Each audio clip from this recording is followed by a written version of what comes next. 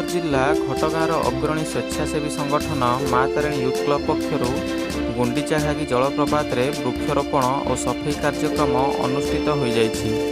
माँ Tarini youth club सभापति संजय मिश्र और उपसभापति अमर देहुरी तत्वावधान में अनुष्ठित यह कार्यक्रम घटगाँ ब्लॉक मुकुंदपुर पाटणा पंचायत अंतर्गत गुंडीचाघागी जलप्रपात आज विभिन्न प्रकार वृक्षरोपण करा जाइछि। एथिसह जलप्रपात निकट में सफाई करा सह स्थानीय अंचल लोक मास्क बंटन करा जाइथिला। एही कार्यक्रम में सभापति और उपसभापति समेत क्लबर समस्त कर्मकर्ता उपस्थित रही कार्यक्रम को सुचारू रूपे तुलाइथिले। STV news घटगाँ।